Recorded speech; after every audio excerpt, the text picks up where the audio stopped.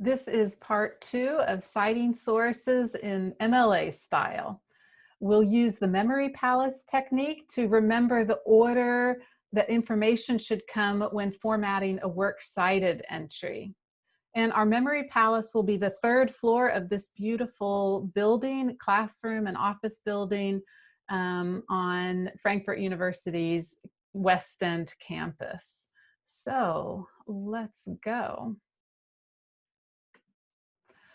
First thing you should know about MLA style is don't be confused. You might be confronted by 2 different styles, the 7th edition and the 8th edition, but we'll talk about both of them and you can choose which style you would like to use. Goethe-University students will probably be learning the 7th edition style in their Intro to Literary Studies unit, but if, for example, you Google how do I format a web article, you might come up with a different format. So you should just be clear in your head which one is 7th edition, which one is 8th edition, and then choose for yourself. Both are equally valid. And also, both of them entitle their bibliographies Works Cited. So in MLA style, you center your title, you capitalize the first word, last word, all important words, and it's entitled Works Cited. That means every single item in your bibliography needs to have been cited somewhere in the body of your text. So there should be some parenthetical reference to each item in your Works Cited section. All right, here we go. So let's go on our tour again. Let's imagine the author, how about Cheever again, standing on the stairs welcoming us. And that is because the first item of the Works Cited entry is the author's name. So put the last name first, comma, and then the first name, period. The bibliography will be alphabetized by last name, and each of the Works Cited entries follows a hanging indent format, so you can very quickly see the author's last names. So learn how to do that early. Just highlight your Works Cited entry, go under paragraph, and choose hanging indent, or in German, Absatz hängend. All right. The author's name is first, last name first. Now we're coming up to the 3rd floor, which is where the library is. That's our goal. And imagine we see a number of authors here. Let's take 3 authors. Do we put all of their names, last name first? It's different depending on the citation style. What does MLA do? They put the first author's last name first, Heine, comma, Sandra, comma, that looks very odd, and then they switch to first name first, last name last. Sarah Garben, comma, and Ahmad Dehimi. The comma before the and might look odd to some of you. MLA is an American style, even though it's used worldwide, and so in the US, they generally always put the comma before and in a series. Something else you might want to be aware of is that the author's names are not necessarily in alphabetical order. Here within a Works Cited entry, they're in the order they appear on the book or the source. So it could be in this book, Sandra Heining did almost all of the work, so her name comes first on the book, and then Sarah and Ahmad did a little bit less work and they come later.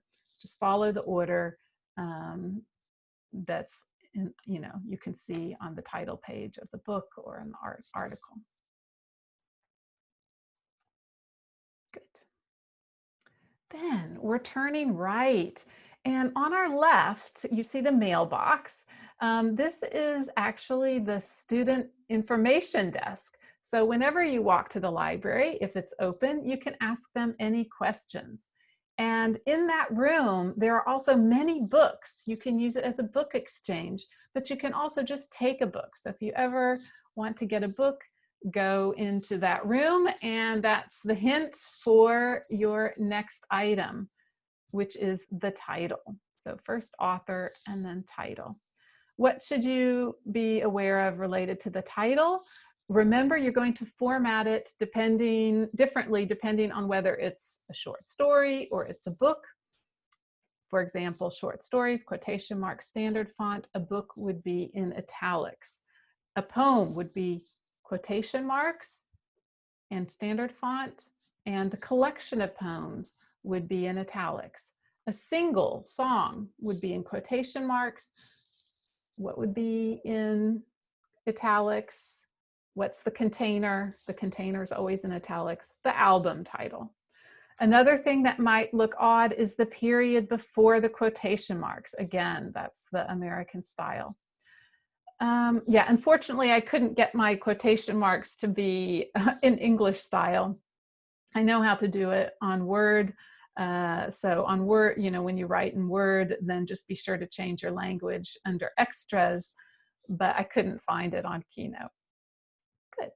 Then, and also to capitalize your title, you want to capitalize the first word, last word, all important words.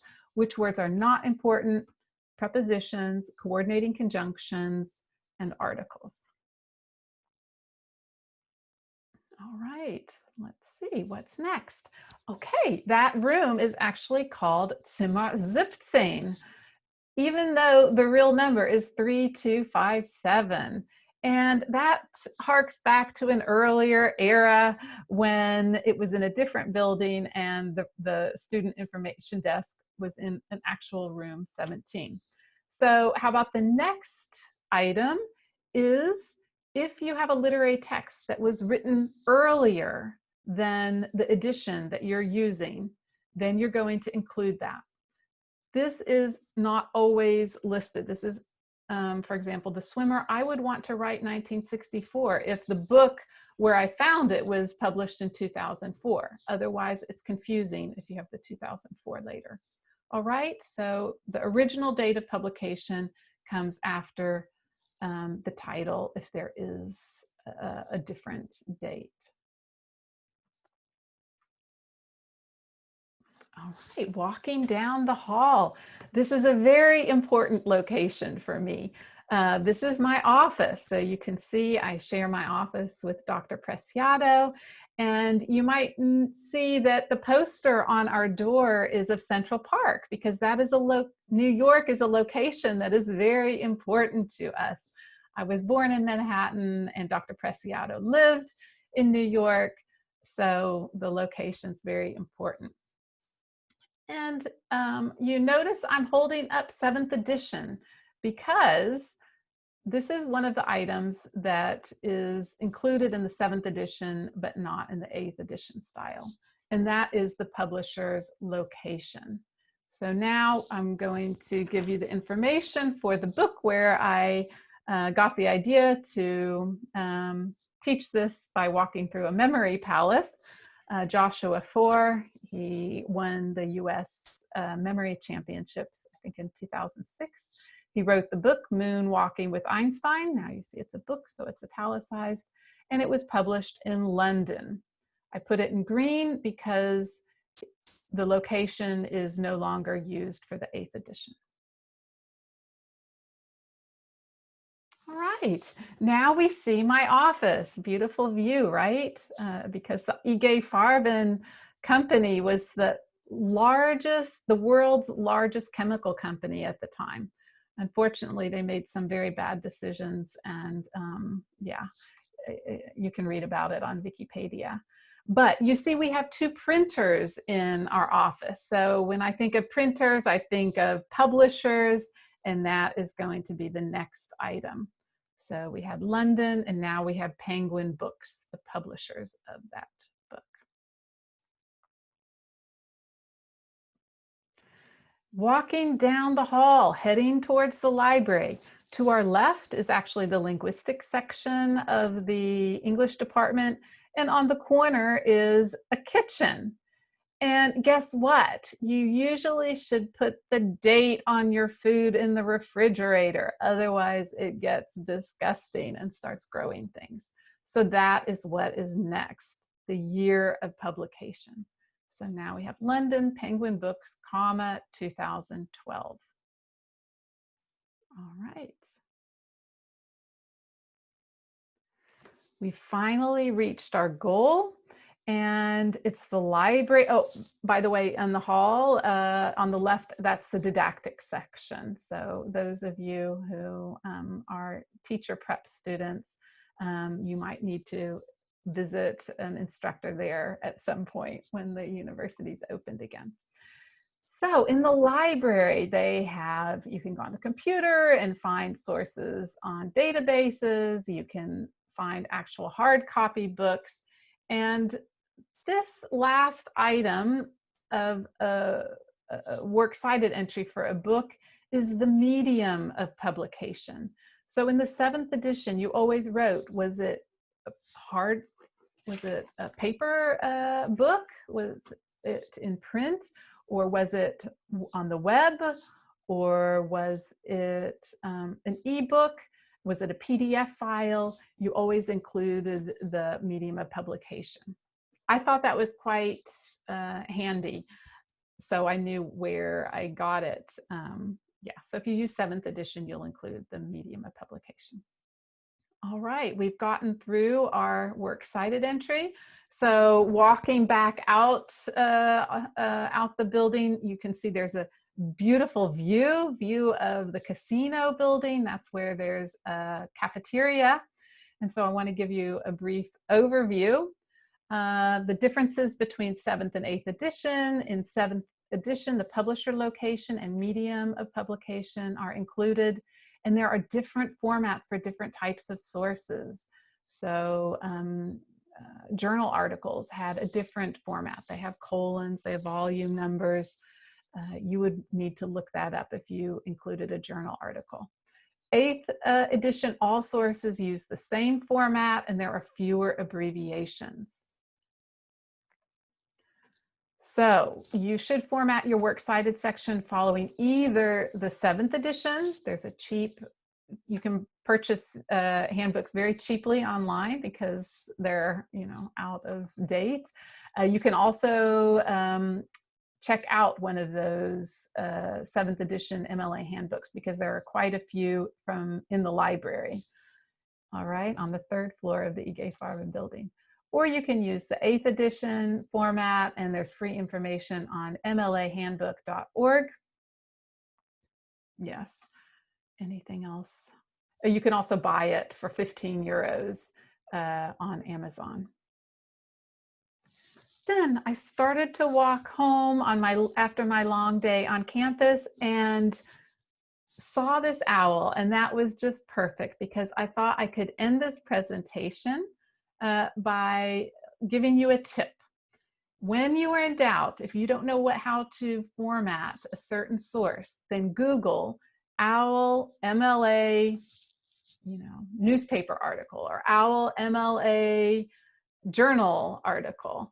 And Purdue University's online writing lab is called OWL, and they do a fabulous job of explaining MLA citation style. Because this was just a very brief overview. You might have situations such as a story that's in a collection and you only read those certain pages. Where do you put the pages in your works cited entry? You might wonder, do I include the database? Yes, you do. So go to Purdue OWL to find out how to do that. What if your source has no author? What does the works cited entry look like? Again, go to Purdue University. But you could also keep in mind it's MLA is an author title style, and if there's no author, the title just moves back to the beginning of that entry. Good. Then I hope that you enjoy formatting your works cited section in MLA style. Wish you lots of luck. Yeah, I'm sure you'll do fine.